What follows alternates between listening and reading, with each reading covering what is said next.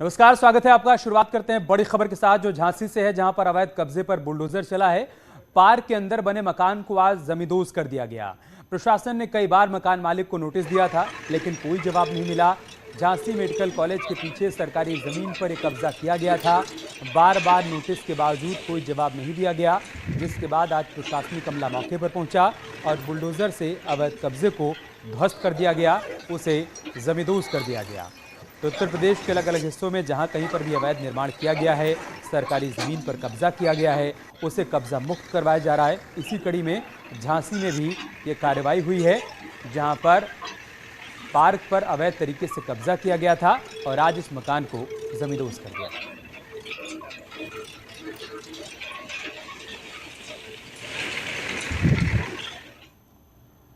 योगी सरकार में भूमाफिया और दबंगों पर बुलडोजर चल रहा है। मथुरा के वृंदावन में नगर निगम ने भूमाफिया पर बड़ी कार्रवाई की है और बुलडोजर चलाकर करीब 10 करोड़ रुपए की बेशकीमती सरकारी जमीन भूमाफियाओं के कब्जे से मुक्त करवाई गई। रमण रेती इलाके में भूमाफियाओं ने लंबे समय से सरकारी जमीन पर कब्जा किया था। अब इस जमीन पर अवैध रूप से प्लॉटिंग की जा रही थी, जिसकी शिकायत स्थानीय लोगों ने प्रशासन से की, जिसके बाद प्रशासन ने राजस्व टीम के साथ मिलकर बुलडोजर की कार्रवाई को अंजाम दिया। मौजा वृंदावन बांगर, जो कि वर्तमान में नगर निगम मथुरा वृंदावन के अंतर्गत आता है, उसमें लगभग 1 एकड़ की ज़मीन, 4100 वर्ग मीटर की ज़मीन लोगों द्वारा, भूमाफिया द्वारा उसको कब्ज़ा किया गया था। जैसे ही इसकी शिकायत प्राप्त हुई, हमने तत्काल उसका संज्ञान लिया और अभिलेखों का परीक्षण किया। अभिलेखों के परीक्षण उपरांत पाया गया कि यह सरकारी भूमि है, नवीन पड़ती की भूमि थी और तत्काल टीम भेज के पुलिस प्रशासन एवं नगर निगम की टीम ने जाके उक्त भूमि को कब्जा मुक्त कराया है। और एक बड़ी खबर ललितपुर से है, जहां पर सदर कोतवाली क्षेत्र के आजादपुरा में अतिक्रमण हटाने गए नगर पालिका परिषद के कर्मचारियों पर हमला कर दिया गया। युवकों पर हमले का आरोप लगा है। पुलिस ने आरोपियों के खिलाफ केस दर्ज कर लिया है। उस दौरान की तस्वीरें हम आपको दिखा रहे हैं, जहां पर नगर पालिका की टीम अवैध कब्जा हटाने के लिए पहुंची थी। इसी दौरान वहां मौजूद लोगों ने पहले हंगामा किया और उसके बाद टीम पर हमला किया।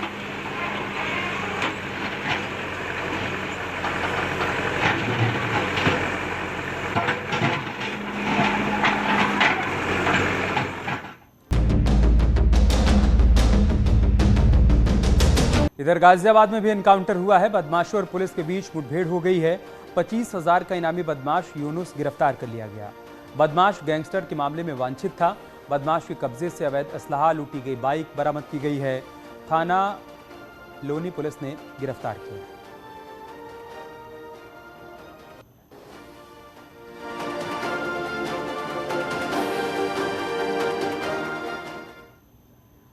सीतापुर में एसटीएफ की टीम ने अवैध देसी शराब की 327 पेटी बरामद की है।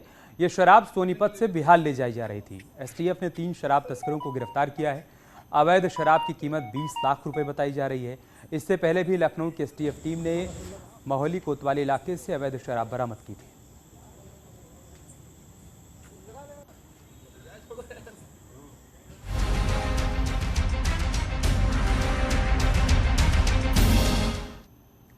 और अब खबर बुलंदशहर से, जहां पर 7 साल के मासूम छात्र की हत्या का पुलिस ने खुलासा कर दिया है। मासूम के कातिल 5 नाबालिग हैं, जिसमें से एक उसी के स्कूल में पढ़ाई करता है। पुलिस के मुताबिक आरोपियों में से एक का कुछ पैसा डूब गया था, उसका नुकसान हो गया था, जिसकी भरपाई करने के लिए क्राइम शो देखकर किडनैपिंग का प्लान बनाया था। आरोपियों का प्लान था कि हर्ष के परिवार से फिरौती मांगी जाएगी, उसके बाद पैसों को आपस में बांट लिया जाएगा।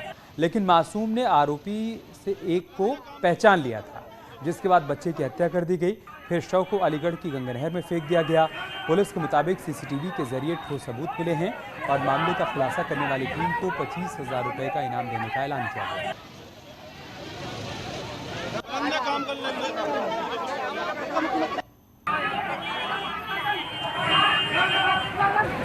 कुल 5 नाबालिग लड़कों को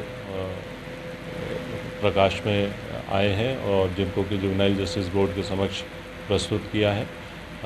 इसमें यह बात निकल के आई कि ये जो नाबालिग लड़के थे, उनमें से एक लड़का उस बच्चे के स्कूल में ही पढ़ता था और उसके एक साथी का कुछ आर्थिक नुकसान हुआ था और उस आर्थिक नुकसान की भरपाई करने के लिए इन बच्चों ने ये प्लान बनाया और ये इनका इरादा ये था कि इस बच्चे को वो किडनैप करेंगे और फिर रैंसम की डिमांड करेंगे।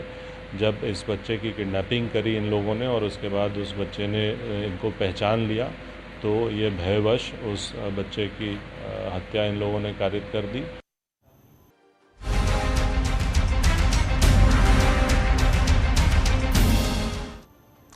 मथुरा के गोवर्धन इलाके में डांस करते करते एक महिला की मौत हो गई, जिसका वीडियो सोशल मीडिया पर वायरल हो रहा है। बताया जा रहा है कि मुड़िया मेले में गिरिराज परिक्रमा के दौरान डीजे पर एक महिला श्रद्धालु नाच रही थी। अचानक से वो बेहोश होकर गिर गई और उसकी जान चली गई। और अब खबर मेरठ से, जहां पर थाना परतापुर क्षेत्र के ओकटरी होटल में पुलिस ने कसीनो पर छापेमारी की। पुलिस ने 10 नेपाली लड़कियों समेत 43 लोगों को गिरफ्तार किया है और साथ ही पुलिस ने लाखों रुपए भी बरामद किए हैं। भारी मात्रा में गैम्बलिन क्वाइन, लग्जरी गाड़ियां, मोबाइल फोन और ताश की गड्डियां बरामद की गई।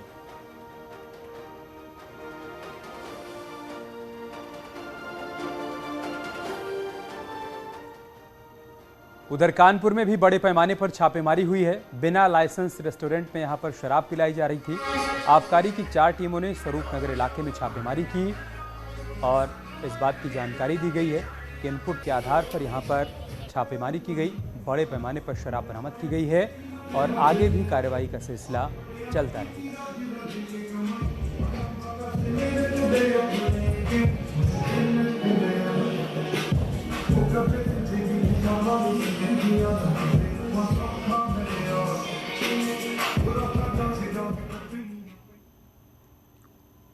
मथुरा में पिटाई में घायल शख्स की इलाज के दौरान मौत हो गई, जिसके बाद परिजनों ने हंगामा कर दिया और शव को एम्बुलेंस में लेकर कोतवाली पहुंच गए। कोतवाली के गेट पर शव रखकर लोगों ने प्रदर्शन किया। लोगों का आरोप है कि पुलिस ने अब तक आरोपियों के खिलाफ कोई कार्रवाई नहीं की है। दरअसल 13 जुलाई को राजीव गांधी नगर के रहने वाले महेंद्र सिंह के साथ कुछ लोगों ने मारपीट की थी, जिसके बाद महेंद्र को हॉस्पिटल ले जाया गया, जहां उसकी हालत गंभीर हो गई थी, जिसके बाद उसको आगरा रेफर किया गया और इलाज के दौरान महेंद्र की मौत हो गई। वहीं पुलिस का कहना है कि परिजनों की तहरीर पर कार्रवाई की जाए। कोतवाली के अंतर्गत दिनांक 13 तारीख को 2 पक्षों के बीच मारपीट की बात संज्ञान में आई थी, जिस संबंध में मजरूब को थाने से मजरूबी चिट्ठी प्रदान की गई थी तथा उसका मेडिकल कराया गया था।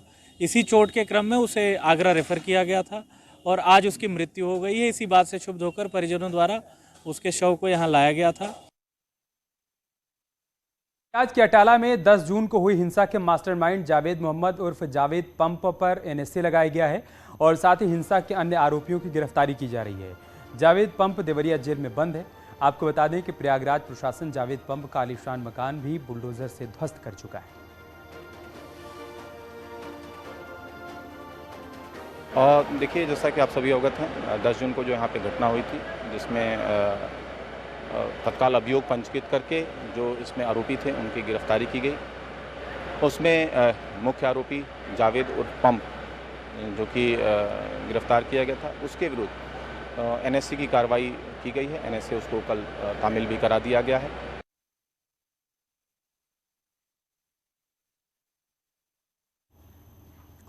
और इस बीच एक बड़ी खबर कौशाम्बी से आ रही, जहां पर हाई टेंशन तार पर एक युवक चढ़ गया। बिजली का बिल ज्यादा आने से नाराज था। 81,000 रुपए का आ गया था बिजली का बिल। युवक को नीचे उतारने की कवायद की जा रही है।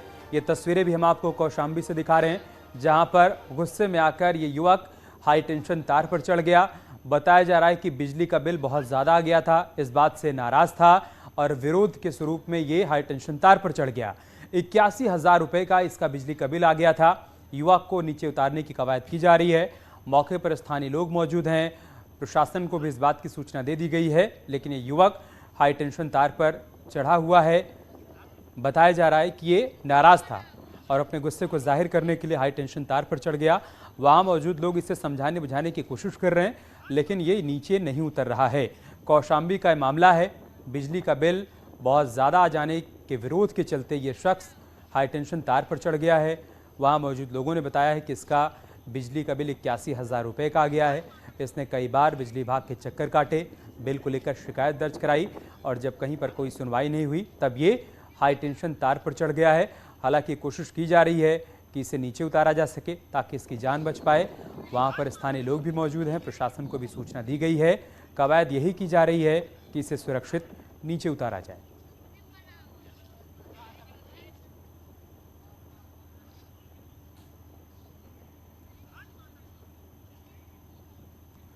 और कौशाम्बी से हमारे सहयोगी अरविंद इस वक्त हमारे साथ जुड़ चुके हैं। अरविंद, क्या अपडेट, क्या जानकारी आपके पास? क्या इस युवक को नीचे उतार लिया गया है या अभी भी हाई टेंशन तार पर ये चढ़ा हुआ है? जी बता दूं कि ये सराय अकील के नंदा का पूर्वा गांव है, जहां पे दिन में लगभग 2:30 से 3 बजे एक युवक को लोग तार के बीचों बीच, हाई टेंशन तार के बीचों बीच चढ़ता हुआ झूलते हुए देखे। फिर इसके बाद उसको उतारने की कोशिश की गई, पुलिस को बुलाया गया। फिलहाल वो 1 घंटा तक उस तार पे झूलता रहा। किसी तरह मान मनोबल करके पुलिस ने उसको नीचे उतार लिया है। वो सुरक्षित है और उसको जिला अस्पताल भेजकर उसका इलाज किया जा रहा है। बताया जा रहा है कि उसका कम से कम 81,000 का बिल आया था, जो कि वो उसी से नाराज था। इस नाराजगी की वजह से वो तार पे चढ़ा था और जो कि प्रशासन उसको मना के अब नीचे उतार ले गया। जी ठीक है, बहुत शुक्रिया आपका हमारे साथ जुड़ने के लिए और जानकारी हम तक पहुंचाने के लिए। तो हमारे सहयोगी अरविंद ये बता रहे हैं कि फिलहाल प्रशासन ने उसे मान मनोबल के बाद नीचे उतार लिया है, उसे अस्पताल ले जाया गया है। लेकिन अरविंद भी इस बात की जानकारी दे रहे हैं कि उसका बिजली का बिल 81,000 रुपये का आ गया था और इस बात से नाराज़ होकर वो हाई टेंशन तार पर चढ़ गया। लेकिन मौके पर मौजूद लोगों ने फ़ौरन ही पुलिस प्रशासन को इस बात की सूचना दी। पुलिस टीम मौके पर पहुंची और सुरक्षित इस युवक को नीचे उतारा गया।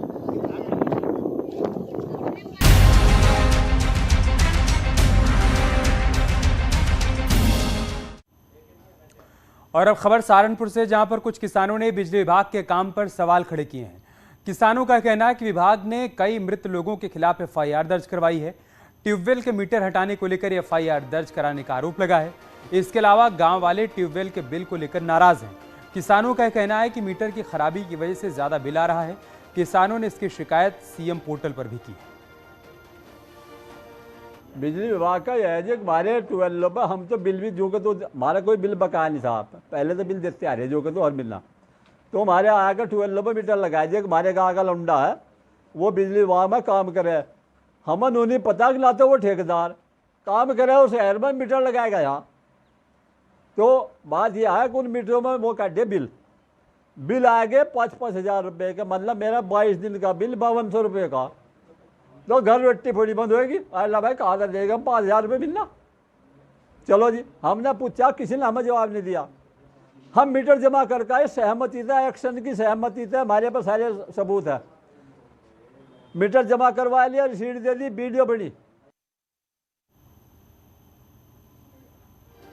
यहाँ रुक रहे एक छोटे से ब्रेक के लिए, जल्द लौटेंगे कुछ और खबरों के साथ।